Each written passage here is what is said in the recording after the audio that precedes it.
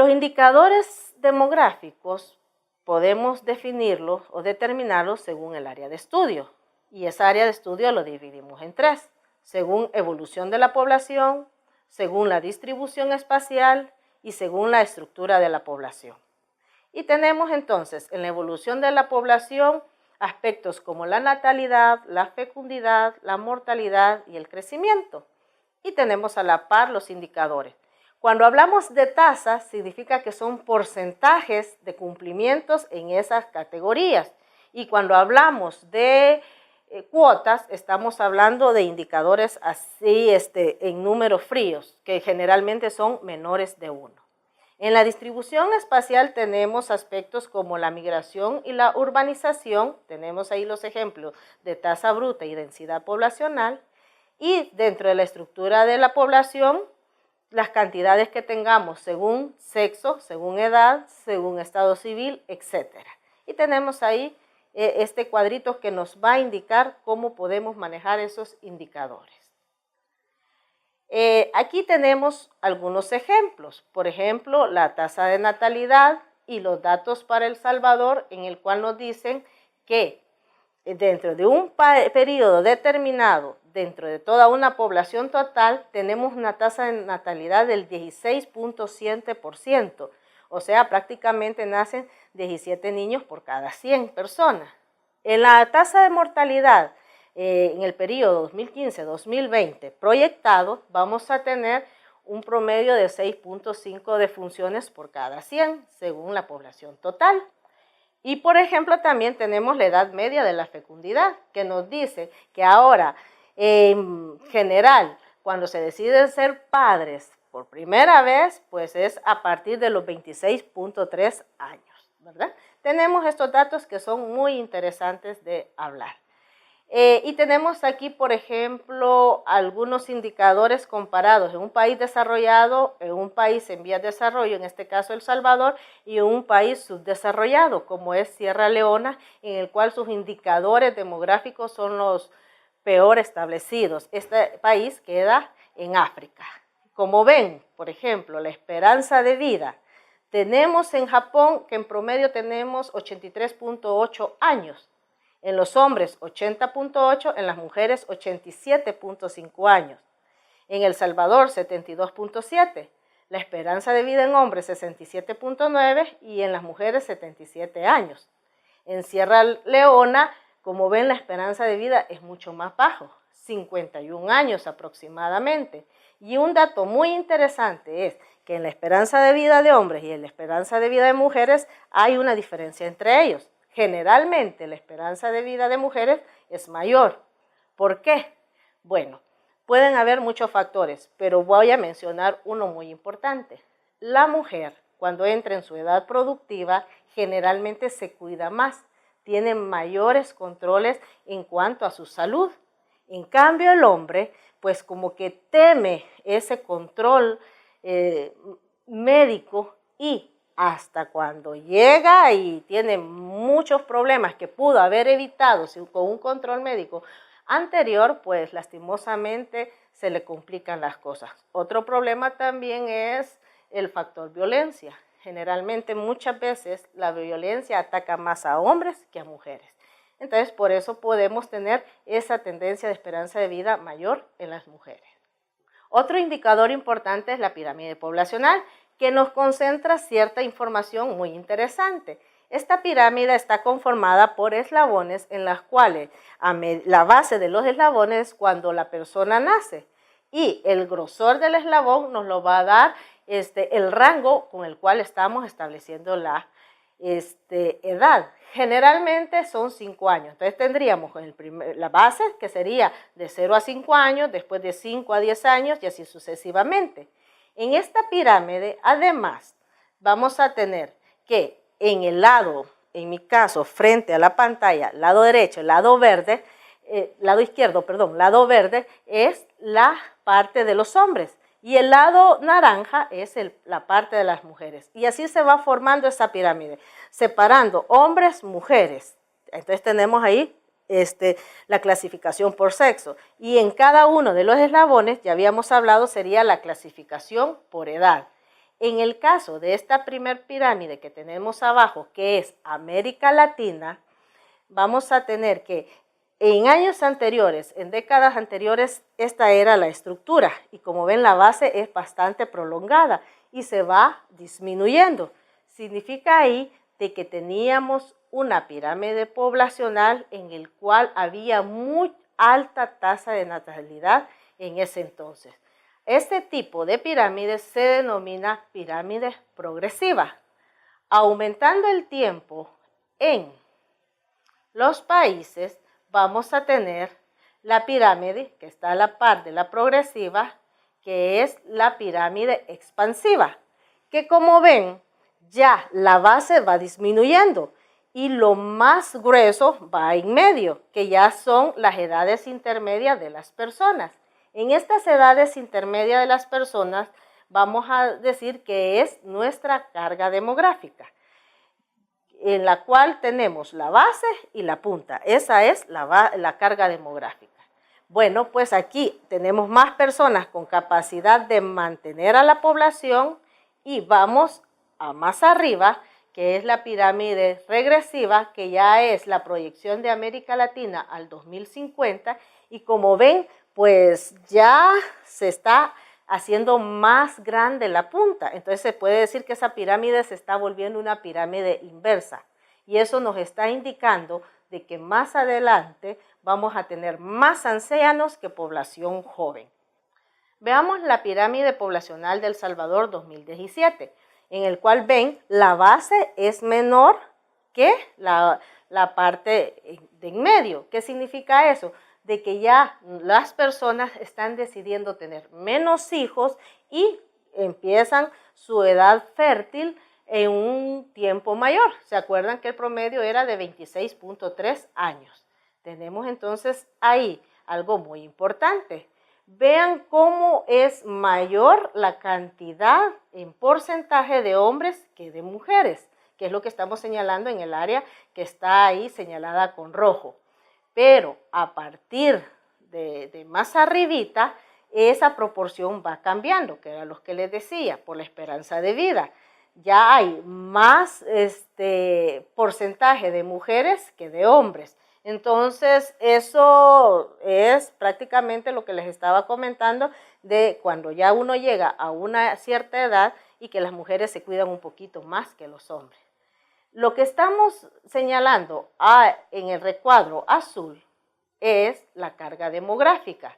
¿Qué es la carga demográfica? Aquellas personas menores de 15 años, como ven, de 10 a 14 y de 0 a 4, todo ese espacio son niños y arriba tenemos de 60 años a 100, que son las personas adultas.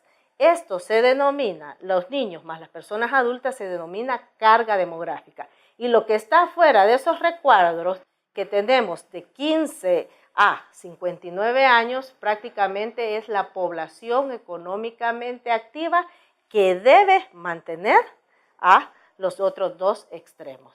Como ven, dan muchos datos importantes esta pirámide que tenemos poblacional. Ahora, dentro de la población hay un elemento negativo económicamente hablando, que es el desempleo, y que en los sistemas capitalistas el desempleo siempre viene acompañando a un fenómeno económico que más adelante lo van a ver, que se denomina inflación. Veamos entonces a qué se refiere el desempleo. Primero, vamos a hacer una reseña histórica, que en 1947, en la Declaración Universal de los Derechos Humanos, se dice que toda persona tiene derecho al trabajo, a condiciones equitativas y satisfactorias de trabajo y a la protección del desempleo. ¿Pero qué es desempleo? Primero veamos qué es el empleo. El empleo es la manera en que se transforman los factores de producción disponibles de una nación a cambio de un salario. Era lo que decíamos, que es lo que ofrece el resto de la población. Lo que en el sistema capitalista se denomina proletariado, solamente ofrece su fuerza laboral y a esa hay que pagarla, se convierte en mercancía. Entonces, el empleo es cuando esta mercancía está está actuando en esa transformación de los factores productivos.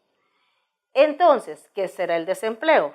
El desempleo no vamos a tener una definición concreta.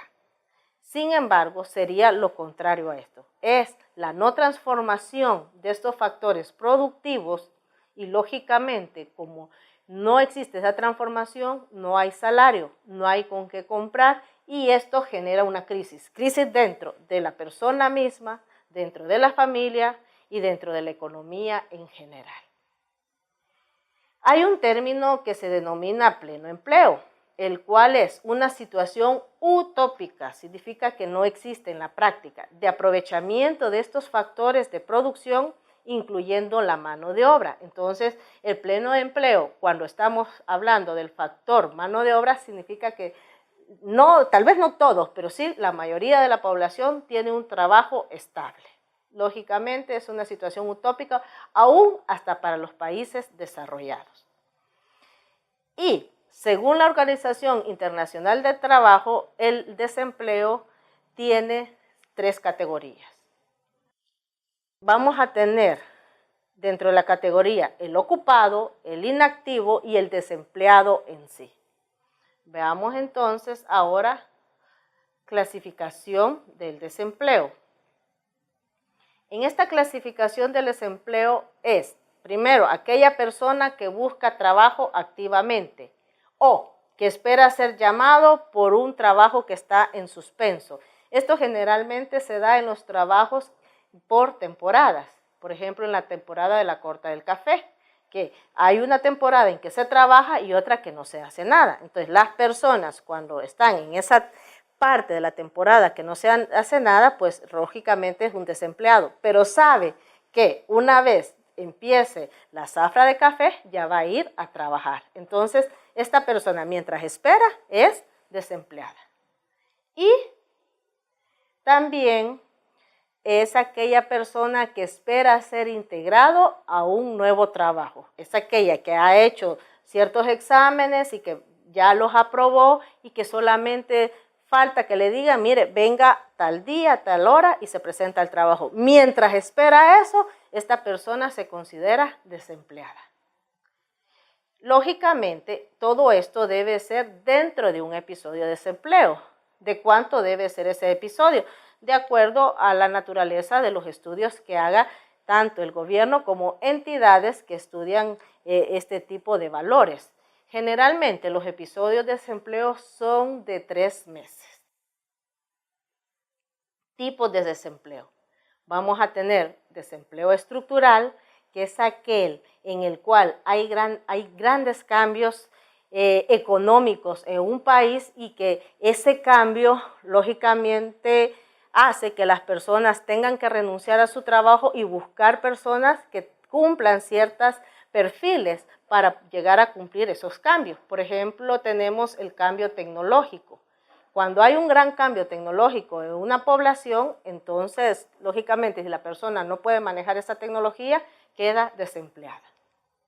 El cíclico es característico del sistema capitalista, en el cual, pues como sabemos, ese sistema de producción capitalista tiene sus altas y sus bajas.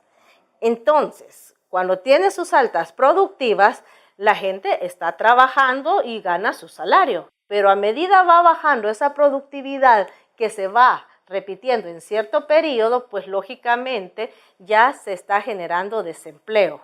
Y nuevamente el desempleo baja cuando la productividad va subiendo en este sistema capitalista. Es típico de este sistema de producción. El desempleo friccional es cuando yo decido dejar de trabajar en un lugar para buscar empleo en otro. Entonces, ese episodio de desempleo puede ser corto o largo plazo, dependiendo de cuán luego pueda conseguir un trabajo nuevo. El desempleo estacional es aquel, como habíamos dicho anteriormente, que durante el año hay diferentes periodos y que dentro de un periodo estamos trabajando, pero después viene otro periodo en el cual no tenemos trabajo, pero sabemos que nos van a volver a llamar o podemos ir a conseguir un empleo dentro de ese nuevo periodo. Por lo tanto, las personas aquí con desempleos estacionales generalmente se aprovisionan para que no puedan pasar, llamémosle así, penurias durante el periodo en que no está trabajando. Por lo tanto, ya sabe y ya se programan cómo está esa situación. También tenemos el desempleo disfrazado. ¿Cuál es ese? En el cual, bueno, pues yo estoy haciendo una cosa y que realmente no es productiva.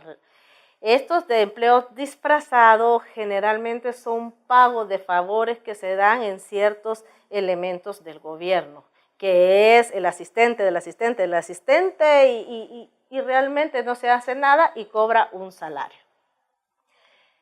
También tenemos el subempleo, que es una categoría de desempleo, el cual va en dos vías. Cuando yo no estoy trabajando a tiempo completo y tengo un empleo a tiempo parcial y me pagan solamente por ese tiempo parcial y muchas veces no me dan las prestaciones requeridas, o cuando yo me he graduado de alguna especialidad y me toca trabajar en otra.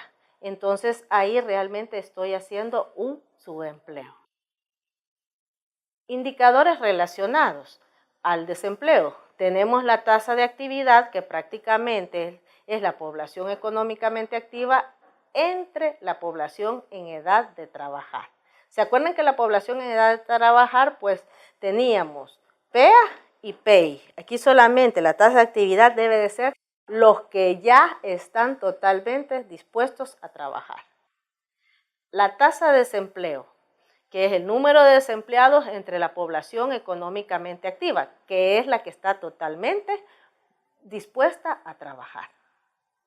Y tenemos aquí ejemplos de tasas de desempleo en los diferentes países.